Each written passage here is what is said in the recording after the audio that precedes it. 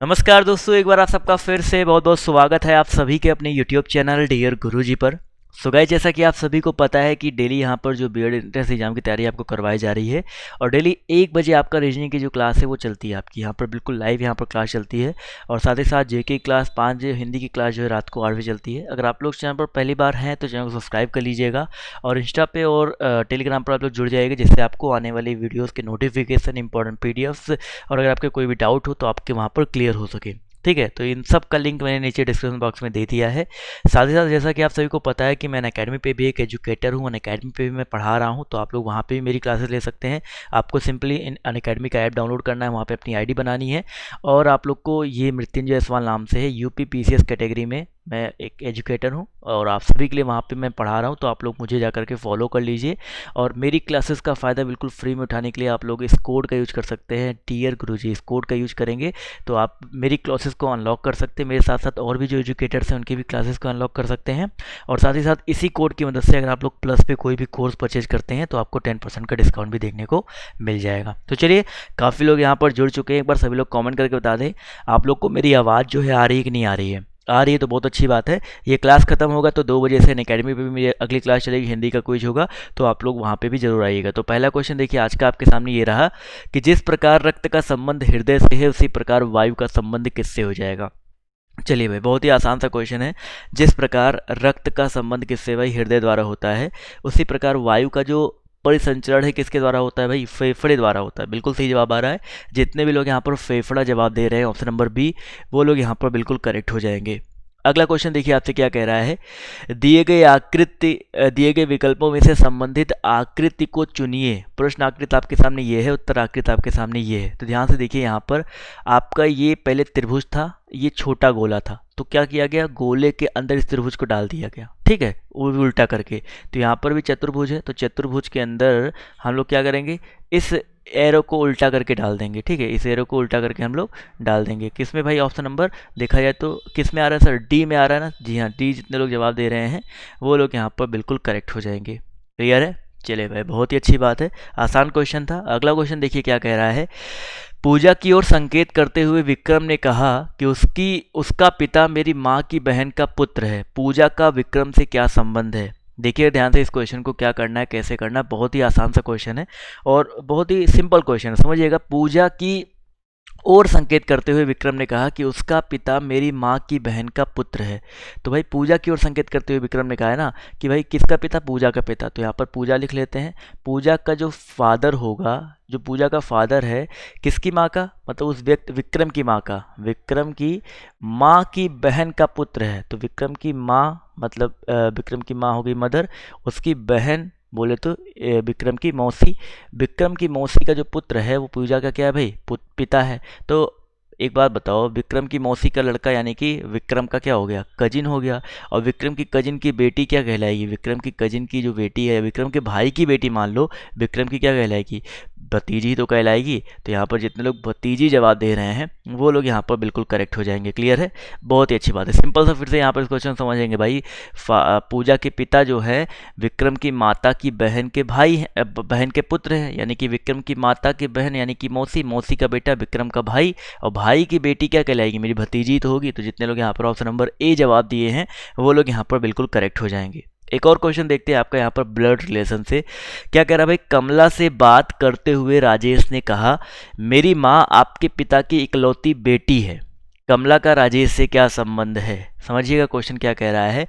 कमला से बात करते हुए राजेश ने कहा है कि मेरी माँ जो है आपकी पिता की इकलौती बेटी है। तो कमला का राजेश से क्या संबंध है। सिंपल से यहाँ पर देखो, सिंपल से कोई कह रहा है, राजेश ने कहा कि मेरी माँ यानी कि राजेश हो गया, राजेश की माँ, राजेश की जो भी माँ होगी, यहाँ पर मदर लिख देते हैं, राजेश की माँ आपके पिता की इकलौती बेटी है। तो भाई भाई सिंपल समझो, कमला से बात करते हो ना, कमला की यानी कि यहाँ पर जो ये माँ है इसके पिता कमला के पिता हो जाएंगे, और कमला के पिता की इकलौती जो बेटी है राजेश की माँ है। तो यहाँ पर देखा जाए तो राजेश की माँ और कमला के पिता की इकलौती बेटी कमला, दोनों सेम हो जाएंगे ना।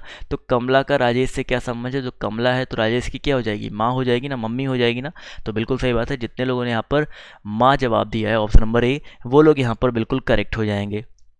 अगला प्रश्न देखिए क्या कह रहा है। दिए गए 4 युग्मों में से सबसे अलग युग्म को पहचानिए। कंपनी का संबंध कर्मचारी से, समुद्र का संबंध जहाज से, टीम का संबंध खिलाड़ी से, वन का संबंध वृक्ष से। तो इन चारों में डिफरेंट बताइए क्या हो जाएगा। देखिए ध्यान से, यहाँ पर अगर देखा जाए तो कंपनी जो है कर्मचारियों से मिलकर के बनता है, अच्छी बात है। टीम जो है खिलाड़ियों से मिलकर के बनता है, सबको समझ में आ रहा है ना। वृक्ष से मिलकर के आपके क्या बनते हैं, वन बनते हैं। लेकिन अगर बात करते हैं जहाज, क्या जहाज़ों से मिलकर के समुद्र बनते हैं? नहीं भाई, समुद्र बनने के लिए पानी की और उसमें वन्य जीव समुद्री जीवों की आवश्यकता पड़ती है, जहाज़ों की आवश्यकता नहीं पड़ती है। जहाज जो है समुद्र पर चलते हैं, इस वजह से ऑप्शन नंबर जो इसका सी है यहाँ पर डिफरेंट यानी कि अलग हो जाएगा। अगला क्वेश्चन देखिए आपसे क्या कह रहा है। उस विकल्प का चयन करें जिसमें प्रश्न आकृति निहित है। प्रश्न आकृति आपके सामने ये है, उत्तर आकृति आपके सामने ये है, और आपको देखना है किस में क्या निहित है। तो भाई सेम टू सेम इसके जैसा कौन सा दिख रहा है, सेम टू सेम इसके जैसा जो है कौन सा है, और उसमें वो निहित होना चाहिए बस वो। देखो इस वाली आकृति में यहाँ पर ये लाइन देखिए, यहाँ पर ये जो लाइन दी गई है यहाँ पर नहीं है, तो ये तो नहीं होगा। इस वाली लाइन में देखा जाए तो आपका ये लाइन भी है, सारी लाइनें देखिए साफ साफ, यहाँ पर ये भी है, ये भी है, ये भी है, बल्कि एक एक्स्ट्रा ही है। तो यहाँ पर ये तो निहित है ही। लेकिन यहाँ पर देखा जाए तो जिसमें प्रश्न आकृति निहित है, तो यहाँ पर देखा जाए तो मेरे हिसाब से क्वेश्चन पूछने से कौन सा निहित नहीं है, ठीक है। क्योंकि देखो इसमें भी निहित है, इसमें भी है, इसमें भी है। तो यहाँ पर देखिए करेक्ट आंसर क्या हो जाएगा सर। देखिए बिल्कुल एग्जैक्ट इसके जैसा कौन सा बना है, बिल्कुल एग्जैक्ट इसके जैसा डी वाला ऑप्शन ही बना है, तो डी वाला लेंगे। क्योंकि निहित वाले में यहाँ पर देखो ये एक्स्ट्रा आ जा रहा है, तो एक्स्ट्रा हटा ही देंगे। डी वाले ऑप्शन की बात करते हैं तो बिल्कुल सेम टू सेम वैसा ही बना हुआ है, तो डी वाले को हम लोग ज़्यादा सही करेंगे, ठीक है। चलिए भाई अगला क्वेश्चन देखो आपसे यहाँ पर क्या बोला गया है, ध्यान से देखिएगा। उस आकृति का चयन करें जो शेष से अलग है। जो भाई अलग दिया गया है यहाँ पर उसी को चयन करना है। ध्यान से देखिएगा, देखिए option number A B C D में अगर देखेंगे तो यहाँ पर देखिए क्या है, आपकी लाइंस वर्टिकल हैं, ठीक है। लाइंस आपकी क्या है, वर्टिकल या आपकी हॉरिजॉन्टल है। यहाँ भी हॉरिजॉन्टल या वर्टिकल है, यहाँ भी देखा जाए तो वर्टिकल या हॉरिजॉन्टल है। लेकिन यहाँ पर देखा जाए तो ये आपके क्रॉस क्रॉस में आ गए, देखो ऐसे ऐसे में आ गए ना, ये तो ना तो वर्टिकल होते ना तो हॉरिजॉन्टल होते हैं। तो इस वजह से ऑप्शन नंबर जो इसका डी वाला दिया गया है ये आपका क्या हो जाएगा, डिफरेंट हो जाएगा। अगला क्वेश्चन देखिए आपसे क्या कह रहा है। यदि आसमान को काला कहा जाए, काला को जल, और जल को हरा कहा जाए, हरा को बादल, और बादल को नीला कहा जाए, और नीला को क्या कहा जाए भाई, जमीन कहा जाए, और जमीन को लाल कहा जाए, मछलियाँ कहाँ रहेंगी? आप बताइए सर मछलियाँ कहाँ पे रहती हैं? आप सभी को पता है मछलियाँ जो है आपकी जल में रहती हैं। और जल को क्या कहा जा रहा है, यहाँ पर देखिएगा पढ़ने पे ही आपको फोकस करना, जल को हरा कहा जाता है। तो जल को हरा कहा जाता है तो मछलियाँ कहाँ पे रहेगी, हरा में रहेंगी। सिंपल सा भाई, जल में ही तो रहेंगी, और जल को हरा बोला जा रहा है तो जल को जल में रहेंगी यानी कि हरा में रहेंगी। ऑप्शन नंबर जो इसका बी है यहाँ पर बिल्कुल करेक्ट हो जाएगा। अगला क्वेश्चन देखिए आपसे क्या कह रहा है। यदि किसी कोड भाषा में मिनिस्टर को RETSINIM लिखा जाता है तो आप प्रेसिडेंट को क्या लिखेंगे? भैया मिनिस्टर को RETSINIM लिखा जाता है तो प्रेसिडेंट को क्या लिखेंगे? बहुत ही अच्छा क्वेश्चन है। देखिए MINISTER को देखो उल्टा करके सीधा करके कुछ लिखा गया। देखो यहाँ पर लास्ट के जो TER है इसको उल्टा करके RET कर दिया गया, ठीक है। तो बीच का जो आपका IS था उसको उल्टा करके SI लिख दिया गया है। स्टार्टिंग का जो MIN था उसको उल्टा करके NIM कर दिया गया है। तो वही सेम चीज़ यहाँ भी करेंगे। लास्ट का जो ENT है इसको उल्टा करके TN और E लिख देते हैं, लिख सकते हैं, लिख सकते हैं। इसी तरह जो बीच का जो ID है इसको क्या लिख सकते हैं, DI लिख सकते हैं, लिख सकते हैं ना भैया। इसी तरह स्टार्टिंग में देखिए यहाँ पर 4 बज रहा है, यहाँ पर स्टार्टिंग में देखिए कितना बज जा रहा है, 4 बज रहा है ना। तो यहाँ पर देखते हैं इन चारों को उल्टा करके अब लिखते हैं ना, SERP हो जाएगा, SERP। तो भाई किस में आ रहा है, TNEDI SERP। देखा जाए तो ऑप्शन नंबर बी में आ रहा है ना, तो बिल्कुल सही बात है। जितने लोगों ने यहाँ पर ऑप्शन नंबर बी जवाब दिया है वो लोग यहाँ पर बिल्कुल करेक्ट हो जाएंगे। अगला प्रश्न देखिए आपसे यहाँ पर क्या पूछा गया, ध्यान से देखिएगा। समझ में आ गया ना क्वेश्चन क्या करना था इसमें? चलो आई होप समझ में आ गया होगा। वीडियो को लाइक वाइक भी कर दिया करो आप सभी लोग जितने लोग यहाँ पर जुड़े हो। अगला क्वेश्चन पूछा गया है कि एक खास कोड भाषा में ट्रेन्स वर लेट को रेक्स सम फ्रॉक लिखा जाता है, डोंट बी लेट को बिंक ड्रॉम सॉम लिखा जाता है, तो लेट को कैसे कोडित करेंगे? कल इस तरह का एक क्वेश्चन मिला था, मैंने आपको बताया था कैसे करना है। लेट लाना है ना हमको, लेट लतीफ़ वाला यहाँ पर लाना है। देखो लेट यहाँ पर है, लेट यहाँ पर कॉमन है, और कहाँ पे कॉमन है भाई, लेट यहाँ पे कॉमन है। यहीं दो जगह पे लेट कॉमन है ना। क्या इन दोनों में कुछ और कॉमन है? Train were late, don't be late में कुछ और कॉमन है? नहीं कॉमन है ना। तो देखते ट्रेन्स वर लेट का मतलब क्या है, रैक्स सम फ्रॉक, और इसका मतलब बिंक ड्रॉम सॉम मतलब है। तो यहाँ पर अगर देखा जाए तो इन दोनों में क्या कॉमन है? देखो यहाँ पर भी सॉम है, देखो यहाँ पर भी सॉम है, और रेक्स में भी आपका देखा है तो यहाँ पर भी सॉम है। लेट लेट कॉमन, सॉम सॉम कॉमन, तो लेट का मतलब क्या हो जाएगा दोस्तों? आपका सॉम हो जाएगा। जी हाँ दोस्तों, यहाँ पर देख सकते हैं बहुत सारे लोगों के जवाब देखिए यहाँ पर सॉम आए हैं, तो ऑप्शन नंबर जो इसका ए है यहाँ पर बिल्कुल करेक्ट हो जाएगा। अगला प्रश्न देखिए आपसे क्या कह रहा है। निम्नलिखित उत्तर आकृति में से कौन सा घन दिए गए प्रश्न आकृतियों से खुले घन नहीं बनाया जा सकता है? ध्यान से देखिएगा इस क्वेश्चन को और सभी लोग यहाँ पर जवाब जो है देते हुए चलेंगे। बहुत ही अच्छा क्वेश्चन है। तो यहाँ पर अगर देखेंगे, ध्यान समझिएगा, मैंने आपको कल इस तरह क्वेश्चन बताया था कौन सा नहीं बनाया सकता ना। यहाँ पर पहले देख लो कौन किसके विपरीत है। जैसे हैश टैग जो आपका दिया गया है इसके विपरीत ये वाला होना चाहिए, इसके विपरीत यानी कि ये होगा, यानी कि इसके बगल में ये नहीं होगा। तो कहीं इसके बगल में है तो यहाँ पर हैश टैग के बगल में कहीं पर भी हैश टैग यहाँ पर हैश यहाँ पर नहीं है। चलो भाई ठीक है। उसके बाद ये जो डबल स्क्वायर सर्किल है इसके अपोजिट सिंगल सर्किल होगा। तो डबल सर्किल के बगल में सिंगल सर्किल, डबल सर्किल के बगल में सिंगल सर्किल कहीं भी नहीं है ना, सिंगल सर्किल। और ये यहाँ पर देखो ये जो आपका दिया गया 1 2 3 4 5, इसके अपोजिट होना चाहिए आपका ये स्टार होना चाहिए। ठीक है, जैसे भी बनता है स्टार, ये बन ही नहीं पाता मेरे से, पता है, ठीक है, जो भी बन जाए तो स्टार होना चाहिए। तो स्टार देखो भाई इसके बगल में स्टार कहाँ पर है? देखो यहाँ पर नहीं है, यहाँ पर नहीं है, कहीं पर तो ऐसा होगा जहाँ पे नहीं होना चाहिए। देखिए इसके विपरीत क्वेश्चन नंबर 71 में अगर देखेंगे सी वाले ऑप्शन में देखिए स्टार के स्क्वायर के बगल में ये तो है, चलो हैशटैग के बगल में ये हो गया। चलिए 1 मिनट में देख लेता हूँ यहाँ पर। गोले के बगल में आपका ये हो गया, चलो ठीक है।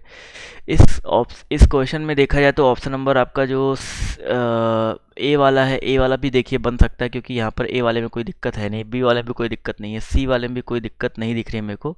बट फिर भी एक बार चेकआउट कर लेते हैं, क्योंकि यहाँ पर देखिए इसके अपोजिट तो आपका ये वाला होगा। ठीक है, इसके अपोजिट आपका ये होगा, इसके अपोजिट आपका ये होगा, दो दो सबके अपोजिट आ गए, तो ये तो हमें समझ में आ गया। चलो अब इस क्वेश्चन को स्किप कर देते हैं, इसमें देखते हैं क्या दिक्कत आ रही है। जो होगा इसको मैं आपको अगले वीडियो में जो है आपको बता दूंगा। ठीक है, अगला क्वेश्चन देखिए आपसे यहाँ पर क्या कह रहा है। मेरे या तो मेरे दिमाग में नहीं आ रहा होगा क्या इसमें छूट रहा है, या मेरे नज़र में नहीं आ पा रहा होगा, कभी कभी कुछ क्वेश्चन ऐसे होते हैं। अगला क्वेश्चन देखिए कह रहा है संजय के स्कूल का फाटक जो है आपका किस दिशा में है? उत्तर दिशा में है। इस तरह क्वेश्चन मैं आपको बता चुका हूँ। संजय के स्कूल का फाटक जो है किस दिशा में भाई? उत्तर दिशा में है। वह फाटक से बाहर निकलकर 200 मीटर आगे जाता है। समझो भाई, ये आपका उत्तर दिशा होता है, ठीक है, और ये आपका दक्षिण दिशा होता है, ये आपका पूरब दिशा होता है, और ये आपका पश्चिम दिशा होता है। समझिएगा, अब फाटक जो है उत्तर दिशा में है, यानी कि यहाँ पर फाटक होगा उत्तर दिशा में, और फाटक से बाहर निकलकर 200 मीटर आगे जाता है। अब भाई फाटक से बाहर निकल करके 200 मीटर ये जो है आगे चला गया। ठीक है, यहाँ पर समझिएगा 200 मीटर जो है आपका ये आगे चला गया। चलो भाई, उसके बाद क्या कह रहा है कि अध्यापक को देखकर एकदम विपरीत दिशा में, भाई अध्यापक को देखता है यहाँ पर 200 मीटर आगे गया, और अध्यापक को देख कर एकदम विपरीत दिशा में 300 मीटर पीछे आ गया, यानी कि 200 ये पीछे ये और 100 मीटर पीछे और, यानी कि यहाँ पर ये 100 मीटर और पीछे आ गया। समझ में आ रहा है ना? यहाँ उसका फाटक था, पहले 200 मीटर उधर गया, उत्तर की साइड गया, फिर जस्ट उसके 200 मीटर के 300 मीटर अपोजिट आ गया। कह रहा है इसके बाद वो बाएं मुड़ता है, यानी कि नीचे की साइड में, देखो नीचे की साइड में है तो इसका बाएं यही तो हो जाएगा ना। इसके बाद बाएं मुड़ता है और 400 मीटर चलता है। ये कितना चला भाई? 400 चल गया। कह रहा है कि अब वो प्रारंभिक स्थान से कितनी दूरी पर है? तो ये दूरी आपसे पूछा गया है। तो ये भाई देखा जाए तो 100 है, ये आपका क्या, आपका 400 है। तो ये दूरी कितनी आ जाएगी? ये दूरी, अच्छा दूरी नहीं तय करता, वो प्रारंभिक स्थान से किस दिशा में है। दूरी तो निकाल सकते थे पाइथागोरस से, बस दिशा पूछा गया है। तो प्रारंभिक स्थान ये है, इससे ये दिशा, देखो अगर प्रारंभिक स्थान ये होता है, इससे ये दिशा कौन सी होती है? दक्षिण और पूरब के बीच में होता ना। तो यहाँ पर बिल्कुल सही बात है, जितने लोग दक्षिण पूरब जवाब दे रहे हैं वो लोग यहाँ पर बिल्कुल करेक्ट हो जाएंगे। चलिए दोस्तों, आते हैं अगले क्वेश्चन पर। तो पूछा गया है कि रवि का मुंह पूरब की ओर है। समझो भाई, रवि का भी जो मुख है वो किस साइड में है? तो यहाँ पर ये देखो ये पूरब होता है, रवि का मुंह जो है पूरब, और ये आपका पश्चिम, ये आपका उत्तर, और ये आपका क्या है भाई? दक्षिण है। तो रवि का मुंह जो है अभी किस साइड में है? पूरब की ओर है। कह रहा है कि वह 90 डिग्री वामावर्त, वामावर्त होता है कि अपने बाई साइड घूम जाता है, दक्षिण एंटी क्लॉकवाइज घूम जाता है। तो वामावर्त यानी कि ये इसका ये होता है वामावर्त, और ये होता है दक्षिणावर्त, ये समझिएगा। तो वामावर्त 90 डिग्री घूमता है, तो यहाँ पे कहाँ पे आ गया? अभी उत्तर में आ गया, घूम करके उत्तर में आ गया। फिर उसी दिशा में 180 घूम जाता है, यानी कि 180 घूम के एकदम पीछे आ जाएगा, यानी कि भाई 180 जस्ट अपोजिट होता है ना, यानी कि अभी वो दक्षिण पे आ गया है। फिर क्या उसके बाद जो है 45 डिग्री जो है दक्षिणावर्त घूमता है। तो दक्षिणावर्त घूमेगा 45 डिग्री, यानी कि ये दक्षिणावर्त होता है ना, तो यहाँ पे घूम के यहाँ पे आ गया। तो बताइए सर अब उसका मुख किस दिशा में, ये कौन सी दिशा है बताइए, दक्षिण और पश्चिम के बीच की दिशा है ना। तो यहाँ पर जितने लोग दक्षिण पश्चिम जवाब दे रहे हैं वो लोग यहाँ पर बिल्कुल करेक्ट हो जाएंगे। क्लियर है। चलिए दोस्तों अगला क्वेश्चन देखिए आपसे क्या कह रहा है कि भाई अगर प्लस का मतलब भाग, माइनस का मतलब गुणा, और भाग का मतलब यहाँ पर ये इसका मतलब दिया गया है आपका प्लस, और स्टार का मतलब माइनस, और तो इसका मान निकाला। देखो भाई 48 है, प्लस का मतलब क्या दिया गया, भाग दिया गया, तो भागी क्या हो जाएगा 12, बटे का मतलब दिया गया प्लस, तो यहाँ पर प्लस हो जाएगा 15, और स्टार का मतलब दिया गया आपका, देखिए स्टार का मतलब माइनस दिया गया है और -2 हो जाएगा, और यहाँ पर माइनस का मतलब देखा जाए तो गुणा दिया गया, तो गुणे आपका 5 हो जाएगा। तो 48 भागे 12 करेंगे, 12 चौका 48 प्लस 15 माइनस 5 दूनी 10, 15 4 19, 19 में से 10 गया कितना आ जाएगा आपका 9 आ जाएगा। ठीक है, तो जितने लोगों ने यहाँ पर ऑप्शन नंबर सी यानी कि 9 जवाब दिया है वो लोग यहाँ पर बिल्कुल करेक्ट हो जाएंगे। क्लियर है। चलिए दोस्तों आते हैं अगले क्वेश्चन पर। तो अगला क्वेश्चन देखिए आपसे क्या कह रहा है कि एक चिड़ियाघर में हिरन और मोर है, सिर गिनने पर वे 80 हैं। अब भाई देखो, यानी कि मान लेते हैं एक्स हिरन है, वाई मोर हैं, तो इनके सिर, भाई सबके एक ही सिर तो होता है, तो टोटल आपके 80 पक्षी या 80 जानवर हो गए। उनके टांगों की संख्या कितनी है भाई 200 है। तो यानी कि उनके टांगों, देखो भाई जो हिरन है मोर है, हिरन के कितने टांग होंगे 4 टांग होंगे, और मोर के कितने टांग होंगे 2 टांग होंगे। ठीक है, तो इनकी संख्या कितनी है आपकी 200 है। तो क्वेश्चन पूछा गया है कि मोर की संख्या कितनी है। अब देखो इसको आप चाहो तो आप इन दोनों समीकरण को हल करके लगा सकते हो, चाहो आप ऑप्शन लगा सकते हो। मान लेते हैं पहला ऑप्शन सही है 50, तो अगर बताओ सर 50 मोर होंगे तो कितने हिरन होंगे, 30 हिरन होंगे ना, क्योंकि भाई टोटल संख्या कितनी है 80 है, तो 50 30 80 तो आ गया। लेकिन देखते हैं क्या सेकंड वाला जो इक्वेशन है इसको फॉलो कर रहा है कि नहीं कर रहा है। तो भाई 50 मोर, तो इनके पैरों की संख्या 50 मोर माना है ना हमने, तो 50 मोर माना है, तो 50 मोरों की पैरों की संख्या कितनी हो जाएगी 100, और 30 हिरन है तो इनके पैरों की संख्या कितनी हो जाएगी 120, 30 चौका 120 ना, इनको जोड़ने पे कितना आ रहा है सर 220 आ रहा है। लेकिन हमारे कितने पैर आने चाहिए 200 पैर आने चाहिए, तो ये ऑप्शन तो आपका कट गया, पहला ऑप्शन कट गया आपका। चलिए मान लेते हैं 30 वाला ऑप्शन, अगर 30 मोर होंगे तो हिरन कितने होंगे सर आपके 50 हो जाएंगे, यानी कि इनके पैरों की संख्या देखो 50 चौका 200 ऐसे ही आ गया, और हमें टोटल पैरों की संख्या 200 लानी थी, लेकिन 200 फिर यहाँ पर इसके भी 60 पैर होंगे तो 260 आ जाएगा, तो ये ऑप्शन भी आपका कट गया। ठीक है, अब 60 वाले लेते हैं, तो अगर देखो भाई 60 मोर होंगे तो 20 क्या होंगे हिरन, 60 मोर यानी कि इनके कितने पैर हो जाएंगे, एक मोर के 2 पैर यानी कि 120 पैर हो जाएगा। ठीक है, इसके बाद हिरन की बात करते हैं तो इसके 4 पैर होते हैं, तो 20 का 80 पैर। अब देखो इनको जोड़ो कितना आ रहा है सर 200 आ रहा है, तो बिल्कुल सही बात है सर, 60 मोर होंगे और तो 20 हिरन होंगे और पैरों की संख्या भी 200 आएगी, इसलिए ऑप्शन नंबर जो इसका सी है वो यहाँ पर बिल्कुल करेक्ट हो जाएगा। तो आप ऑप्शन मेथड से ऐसे लगा सकते हो इन सारे क्वेश्चंस को, बहुत आसान होते हैं, बिल्कुल टेंशन लेने वाली बात नहीं है। चाहे आप डी ऑप्शन होता डी ऑप्शन भी चेक करके देख लेते, आपका आंसर नहीं आता। अगला क्वेश्चन देखिए आपसे कह रहा है इसका दर्पण प्रतिबिंब बताना। देखो दर्पण यहाँ पर लगा है, यहाँ पर लगा यानी कि ये चीज़ तो आगे दिखेगा, तो यहाँ पर ये चीज़ आगे दिखा ठीक है, और ये अगर ऐसे ऐसे है तो यहाँ पर भी देखा जाए तो ये चीज़ जो है पीछे की साइड दिखेगा ना, यानी कि देखा जाए तो ऑप्शन नंबर ए तो होगा नहीं, ऑप्शन नंबर ए वैसे ही कट गया। फटाफट आप लोग भी जवाब देते हुए चलेंगे। यहाँ पर देखा जाए तो ऑप्शन नंबर, अगर हम डी की बात करते, देखिए डी वाले ऑप्शन की बात करते हैं तो यहाँ पर ये सही लग रहा है, क्योंकि भाई ये चीज़ ऊपर है ऐसे ही दिया गया है, और यहाँ पर ये देखो ये इस साइड में है तो ये भी हमारा इस साइड में दिखेगा, यहाँ पर ये चीज़ थोड़ा अपोजिट कर दिया था, तो इस वजह से ऑप्शन नंबर डी वाले जितने लोग जवाब दे रहे हैं ध्यान से देखिए, इसका दर्पण प्रतिबिंब आपका कुछ इस तरीके का बनेगा, जो भी चीज़ें होती है वो सामने दिखती हैं। अगला क्वेश्चन देखिए आपसे यहाँ पर क्या कह रहा है कि शब्दों का सही प्राकृतिक क्रम बताइए। तो भाई पहले क्या आता है, बचपन आता है, फिर शैशवा, फिर किशोरा, फिर यौन, फिर प्रौढ़। तो देखते हैं यहाँ पर कौन सी अवस्था पहले आती है। तो यहाँ पर सबसे पहले अगर हम देखा जाए तो सबसे पहले अवस्था आती है भाई शैशवा अवस्था। ठीक है, सबसे पहले क्या होता है शैशवा अवस्था आता है, फिर आता है हमारा बचपन, ठीक है, फिर बचपन के बाद किशोरावस्था आता है, फिर यौवन आता है, फिर हमारा प्रौढ़ आता है। तो जितने लोगों ने यहाँ पर ऑप्शन नंबर डी जवाब दिया है वो लोग यहाँ पर बिल्कुल करेक्ट हो जाएंगे। क्लियर है, तो जितने भी साथियों ने दोस्तों ने ऑप्शन नंबर डी जवाब दिया है वो लोग यहाँ पर बिल्कुल करेक्ट हो जाएंगे। अगला क्वेश्चन देखो आपसे यहाँ पर क्या कह रहा है कि ए बी सी डी आरोही क्रम में है, डी बी और ई अवरोही क्रम में है। समझो भाई बहुत ही अच्छा क्वेश्चन है भाई, ए बी सी डी जो है आपके आरोही क्रम में, डी बी ई जो है अवरोही क्रम में है। तो बताइए निम्नलिखित में से कौन सा या तो आरोही या अवरोही में है, आरोही या अवरोही में है।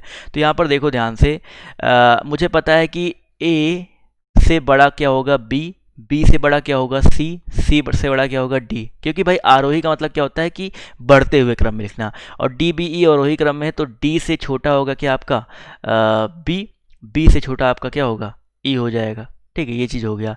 तो एक चीज़ तो यहाँ से हमें क्लियर में आ रहा है कि यहाँ पर अगर समीकरण फर्स्ट इसको एक मान ले, इसको समीकरण नंबर 2 मान ले, तो इससे एक चीज़ हमें स्पष्ट हो गया कि जो आपका ये ई है और बी है, और अगर हम बात करते किसके बारे में भाई, सी के बारे में बात करते, देखिए भाई बी से छोटा क्या है ई है, और उनसे यहाँ पर सी की बात करते हैं तो उनसे भी छोटा क्या हो जाएगा आपका सी हो जाएगा। तो बी सी ई जो है या ई बी सी जो है आपके दिए गए हैं, ये आपके किस में है भाई, अवरोही क्रम में दिए गए कि नहीं दिए, आरोही क्रम में दिए गए कि नहीं दिए गए। तो यहाँ पर ऑप्शन नंबर जो इसका डी है यहाँ पर क्या हो जाएगा, करेक्ट हो जाएगा। क्योंकि भाई बी ई और बी सी यहाँ पर देखा जाए तो आपके, क्योंकि बी से बड़ा सी है, और यहाँ पर भी देखो जाए बी से बड़ा सी हो गया, और बी से बड़ा आपका ई हो गया था, इस हिसाब से यहाँ पर देखा जाए तो ऑप्शन नंबर जो इसका डी है वो यहाँ पर बिल्कुल करेक्ट हो जाएगा। थोड़ा सा लॉजिक लगाओ, एक बार फिर से रिपीट करके देख लीजिएगा, समझ में आ जाएगा जिसको नहीं समझ में आ रहा है, यहाँ पर काफ़ी लोग ऐसे हैं।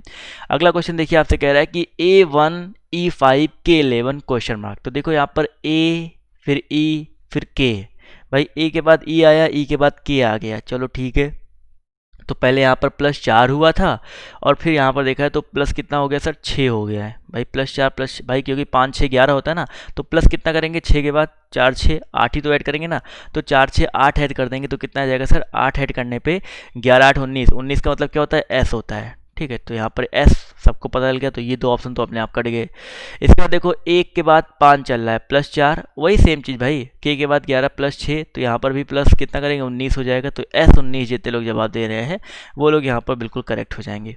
क्लियर है दोस्तों, तो जितने भी साथी एस 19 जवाब दे रहे हैं वो लोग यहाँ पर बिल्कुल करेक्ट हो जाएंगे। अगला क्वेश्चन देखो आपसे क्या कह रहा है, Z9A X7D T3J R1M। तो यहाँ पर अगला बताइए बीच में जो गैप है वहाँ पे क्या हो जाएगा। देखो भाई Z के बाद क्या आया है, x आया है, यानी कि -2 हुआ है। तो फिर से हम लोग -2 करके देख लेते हैं, x में से अगर हम लोग -2 घटाते हैं तो कितना आएगा, v आ जाएगा। ठीक है, v में से -2 घटाएंगे, देखिए t आया, t में से -2 घटाया तो आपका r आ गया है, तो v आपका होगा।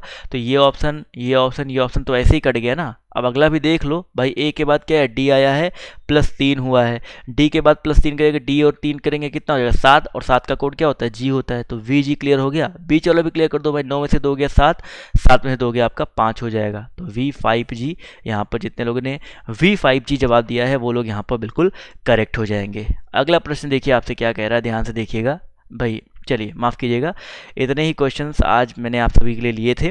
तो आज की ये वीडियो आप सभी को कैसी लगी कमेंट करके बताइएगा, बल्कि मैंने एक कमेंट बॉक्स में पिन कर दिया अगली क्लास का लिंक। तो 2 बजे वो क्लास चलेगी अन अकेडमी पर, डिस्क्रिप्शन बॉक्स में भी डाल दिया है, तो आप लोग उस क्लास में जो है ज़रूर से ज़रूर आइएगा। तो आज की इस क्लास में सिर्फ इतना ही, अभी के लिए बाय, टेक केयर, जय हिंद जय भारत। मिलते हैं आप सभी से 2 बजे हिंदी वाली क्लास में।